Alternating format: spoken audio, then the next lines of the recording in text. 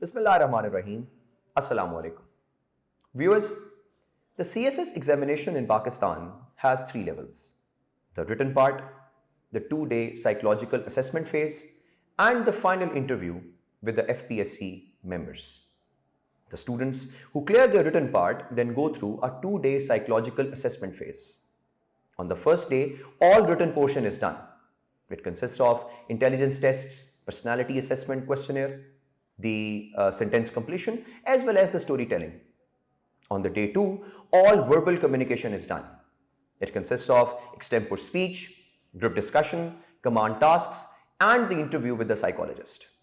Today, I will talk about what command task is, what is the assessment criteria, and how to do a command task. The basic purpose of command task is to judge your leadership qualities, management skills, time management skills, and the decision making power besides the confidence and the maturity that you own. The candidates are given a real life scenario in written that may be faced by the officers in their duties. The students are then asked to analyze that situation or the problem and come up with proper solutions, suggestions, or the policies within 15 minutes. The students are then asked to lead a meeting in a certain capacity, that may be a deputy commissioner, assistant commissioner, or senior superintendent of police, regarding the problem that is given to them. And they have to come up with the policy during that meeting. Assalamu alaikum. I welcome you all as Secretary of Education, Government of Punjab, to this meeting today. Teachers of Lahore are protesting over suspension of 3 secondary school teachers over alleged misconduct. Teachers Union has also threatened for a complete strike over the whole province. As you all know, schools have recently opened after mandatory leaves granted to them due to COVID-19, and the academic year of the students has already been compromised. The problem is at the district level right now, and we do not want it to get out of hand and spread to the provinces. Therefore, this meeting has been called to prevent any grave situation in the future. We have today with us in this meeting the District Education Officer, representative from the Teachers Union, representative of District Administration, Police, Civil Society, and media. Before devising a plan to handle the situation, let me ask the DEO and the representative of the Teachers Union to shed light on the issue at hand. Thank you, madam. As a representative of Education Department, I would like to shed light on the reasons of suspension. Madam, these teachers who were suspended, they are basically on uninformed leave from last 4 months. They were not performing any duties assigned to them, and they were drawing a very heavy amount of salary from the Education Department as well. That's why they are suspended. Okay. Now, can we have the representative of the Teachers Union? As the representative of Teachers Union, I want to say that the relevant teachers must be taken on board for their meeting with the authorities in order to address their issues. In this way, we can end this protest. Your point has been duly noted. Now, can we please have the district administration, police, and views from the civil society and media so that we can control the situation in hand?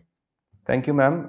Being representative of the district administration, considering the two aspects of the case, the first of all, as regards the situation, we are in close contact and coordination with the media and police. We are deciding the alternate traffic routes in case of the protests and asking and requesting the media representatives to report responsibly. However, coming on to the case, we have attached the performance reports and the attendance reports of the previous 4 months of those teachers. They are attached with the file that has been presented before you in order to make it easier for you to decide what's really the truth. Thank you. Thank you very much. Can we have the representative from the police? Well, as a representative of the police department, first of all, I want to tell you that we have formulated a negotiating team, and which comprises of both the members of the law enforcement as well as the civilian officers, and they are doing their utmost to ensure that this protest is called off as soon as possible. Furthermore, we've also deviated a new traffic route to ensure that the traffic does not become a hassle for the general public, and we've also cordoned off the area of the protest to ensure that it is well within the reach of the law enforcement if the situation goes out of hand.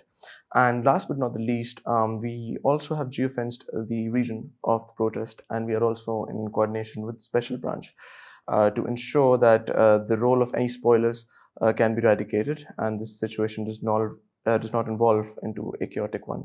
Thank you very much. Now, can we please have the representative of the media to explain what they're doing to handle the situation? Madam, as a representative of the media, I basically have 2 points to make. Number one, we need to prevent any misinformation which may aggravate the situation. So, PEMRA may be requested to be vigilant in this case. Number two, we need to inform the public about the route plan which police has chalked out so that the traffic may be controlled. Thank you very much. Now, can we please have the representative of the civil society to share their concerns? As a representative of the civil society, I am gravely concerned about the ongoing situation because it is directly impacting the children who are the future of the nation. And their education is suffering badly because of these protests, because the respective schools have been closed for the last 15 days during the time these protests have been happening. Therefore, it is imperative that the concerns of the teachers must be addressed at the earliest, and the issue must be investigated thoroughly as soon as possible so the schools can resume their operations and children can go back to being students. Madam, thank you very much for your suggestion. Civil society is a very strong pillar of a country, and it is my opinion and my suggestion to you that you should also arrange some programs for teachers where they must be told that these are their responsibilities. We as a nation have a problem of deteriorating education system. There are so many children, approximately more than 2 million children who are out of school, out of primary schools right now. There are a lot of ghost schools, ghost teachers, and currently the situation at hand is also reflective of our system. So I would also say that yes, we are taking your concerns, we are noting them down, but it is also the responsibility of the civil society to engage teachers, to arrange programs for them so that they know what their responsibilities towards the students and towards the nation are. Ma'am, your point is duly noted. I would like to thank you all for your very valuable suggestions. I would like to conclude or wrap up this meeting right now.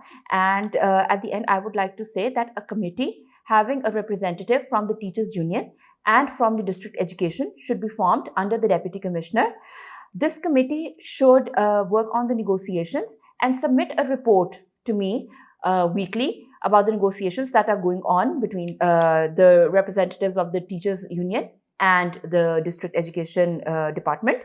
Other than that, it is requested that the schools must be opened again within 2 days. And also biometric attendance should be made mandatory in all the schools so that this problem of absentee teachers could be prevented. Thank you.